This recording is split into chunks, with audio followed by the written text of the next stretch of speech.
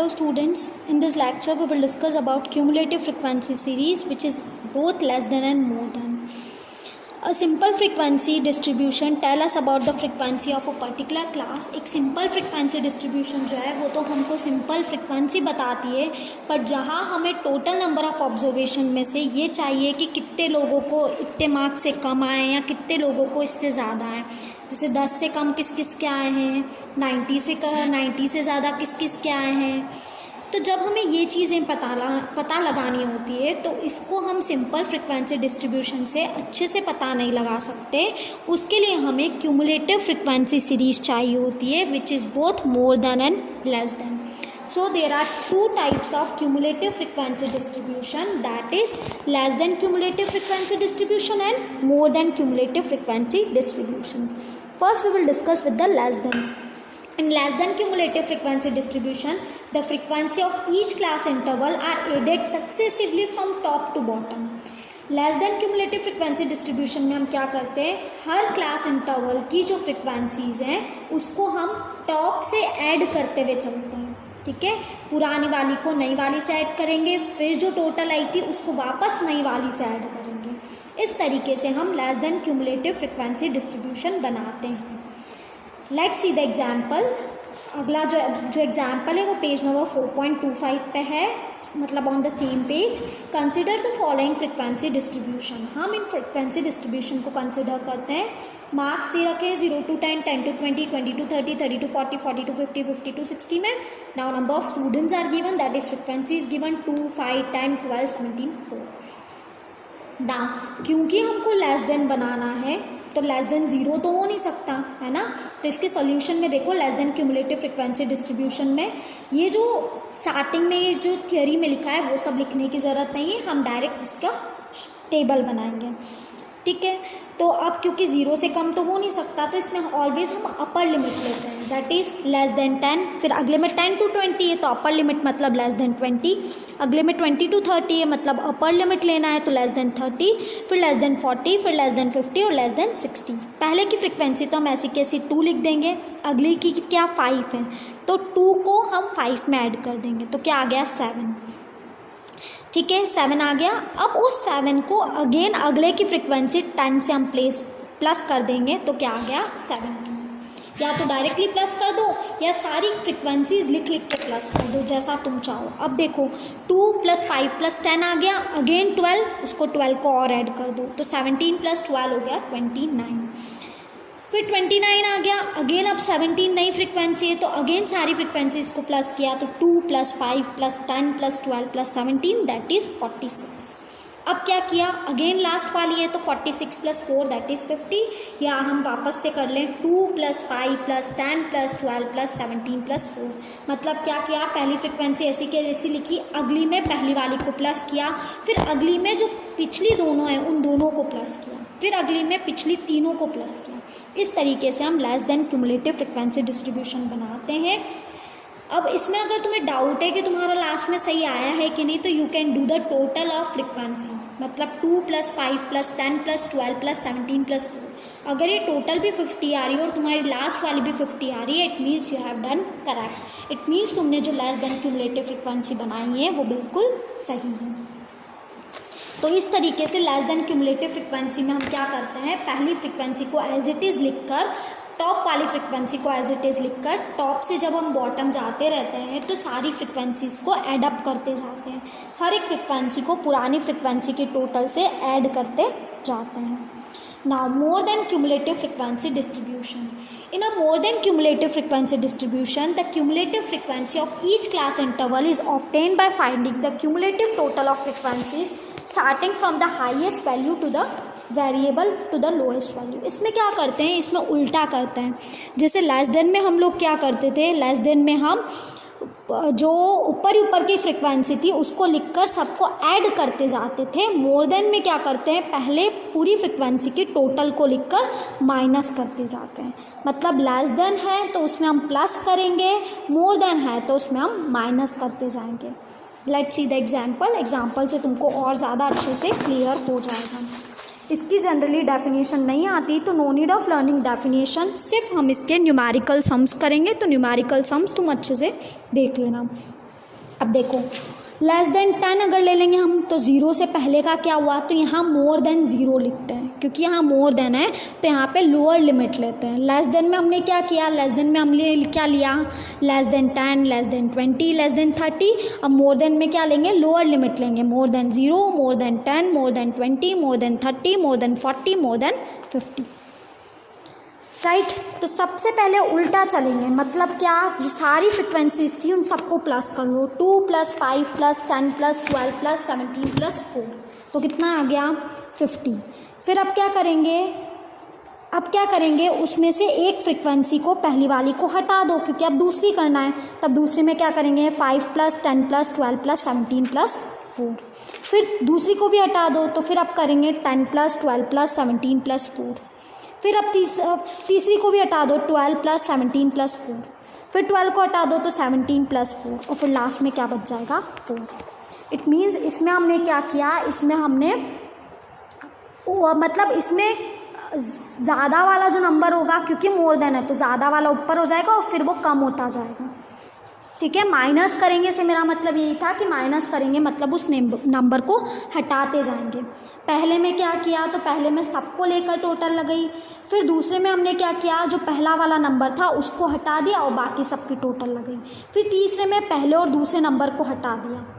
तो इस तरीके से मोर देन क्यूमुलेटिव फ्रिक्वेंसी सीरीज़ निकलती है। लेस देन में हमने क्या किया था, पहला लिख के सबको प्लस करते गए थे, मोर देन में हम एक एक को हटाते जाएंगे। राइट अब हम देख लेते हैं एग्जाम्पल 14, इससे तुमको और ज़्यादा क्लियर हो जाएगा। Convert the following series into less than and more than cumulative frequency series. ये ऑलरेडी सॉल्व है। My suggestion to you is that कि without seeing the solution just do at your home without seeing the solution. बिना solution देखे एक बार try करना, पुराना वाला जो सॉल्यूशन था उसको देखकर ट्राई करना, तो तुम इजीली कर लोगे। अब देखो सबसे पहले लेस देन है, तो मैंने बोला था लेस देन में अपर लिमिट लेते हैं, तो लेस देन 110, फिर less than 120, less than 130, less than 140, less than 150, less than 160 कर लिया। लेस देन में हम ऐड अप करते हैं, तो पहली फ्रिक्वेंसी तो ऐसी के ऐसी लिख दी 10, फिर 10 + 6 16। फिर देखो अब इसने क्या किया, बजाय 10 + 6 + 9 के उस 16 को ही प्लस कर दिया 9 से। ऐसे भी कर सकते हो या पुराने जैसे भी कर सकते हो, जो भी तुम करो दोनों ही सही है।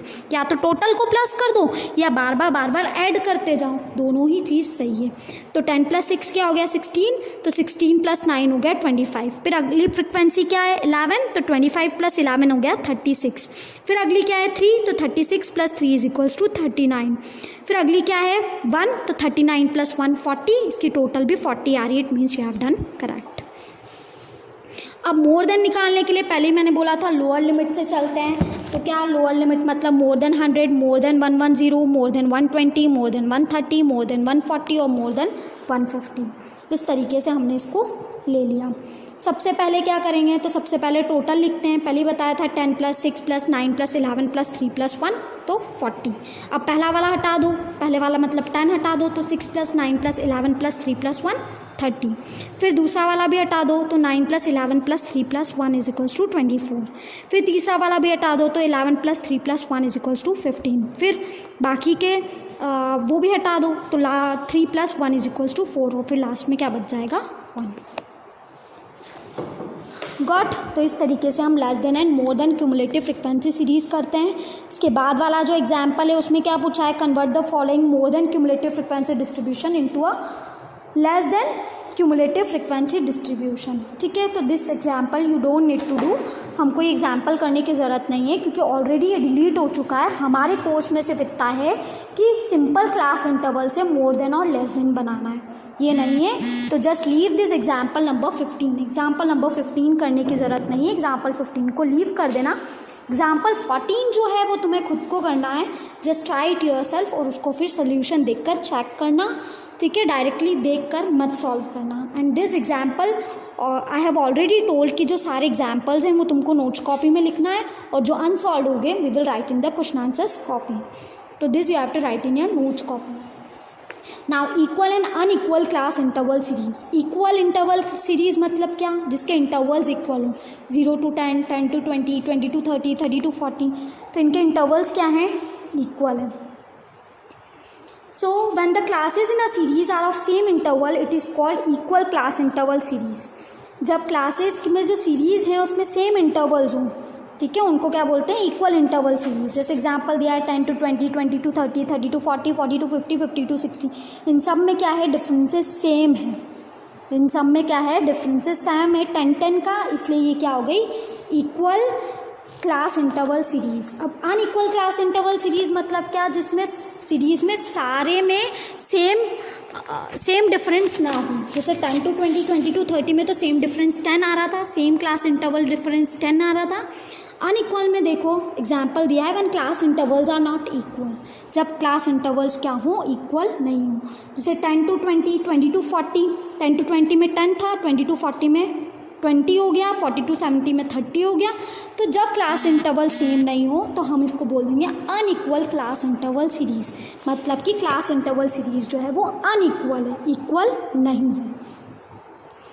नाउ मिड वैल्यू सीरीज़ मतलब क्या, ऐसी क्वेश्चन जिसमें हमको मिड वैल्यूज़ दिए और उस मिड वैल्यू से हमको क्लास इंटरवल निकालना हो, तो वो हो गई mid value series. When in any of the series mid values are given in the question, then it will be mid value series. अब हम इसको एग्जाम्पल में देखते हैं कि हम इसको कैसे क्लास इंटरवल में कन्वर्ट कर सकते हैं. तो मिड वैल्यू है 5, 15, 25, 35, 45. फ्रीक्वेंसी है 4, 8, 10, 6, 2. इसको हमको क्या करना है, इसको हमको बनाना है क्लास इंटरवल में. देखो 5, 15, 25, 35, 45, इनमें डिफरेंस कितना है, पहले डिफरेंस देखो. 5 और 15 में डिफरेंस कितना है, 10. 25 और 15 में 10. 35 और 25 में 10. और 45 और 35 में भी 10. मतलब डिफरेंस जो है वो कितना आ रहा है, 10 का. 10 का क्या कर दो, हाफ कर दो. 10 का हाफ मतलब 5.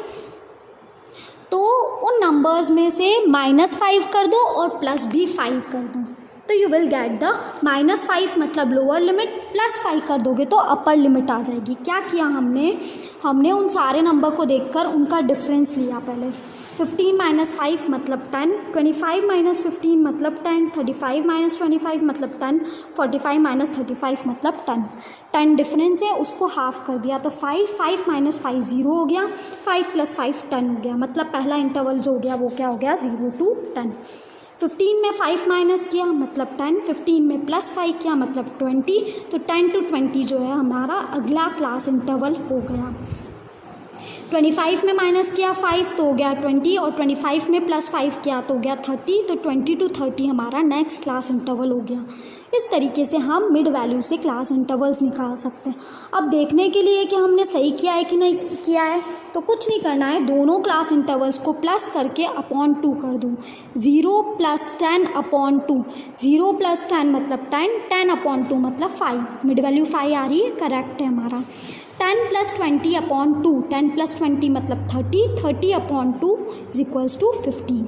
मीन्स हमारी मिड वैल्यू सही है. तो इस तरीके से हम मिड वैल्यू को क्लास इंटरवल में चेंज कर सकते हैं. कैसे, सारी मिड वैल्यूज़ का डिफरेंस देख लिया जाए और उसको हाफ कर दिया जाए. जो भी वैल्यू आई उसको लोअर लिमिट के लिए माइनस कर दो उस वैल्यू से, और अपर लिमिट के लिए उस वैल्यू से प्लस कर दो. यहाँ पे क्या आ रहा था डिफरेंस 10, तो हमने 10 को आधा किया 5.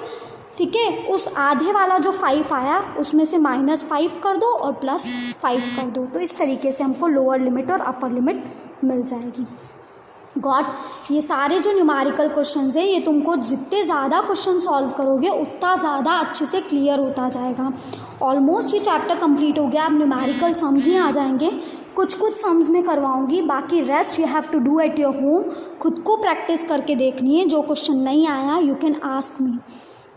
बाकी सारे क्वेश्चंस बहुत इजी है, बहुत इजीली हो जाएंगे. बट सारे सिर्फ देखना नहीं है कि देख लिया, पढ़ लिया, समझ में आ गया. You have to solve in your copy. जब तक कॉपी में सॉल्व नहीं करोगे सब कुछ भूल जाओगे. इसलिए उसको कॉपी में सॉल्व कर देखना, खुद करके देखना, बजाय सिर्फ यूँ देखने के कि हाँ हमको समझ में आ गया. ऐसे नहीं, बिना देखे कॉपी में करके देखना. या फिर अगर नहीं भी आ रहा है तो भी देख के भी कॉपी में करोगे तो तुम्हें अच्छे से और अच्छे से समझ में आएगा. ठीक है, तो बजाय देखने के सॉल्व करने के, बिना देखे सॉल्व करके देखना, तो it will B quite easy for you, और तुम एग्जाम्स में और अच्छे से उसको सॉल्व कर पाओगे. ओके, रेस्ट जो भी डाउट्स हैं यू कैन आस्क मी और you can call me. Okay, bye.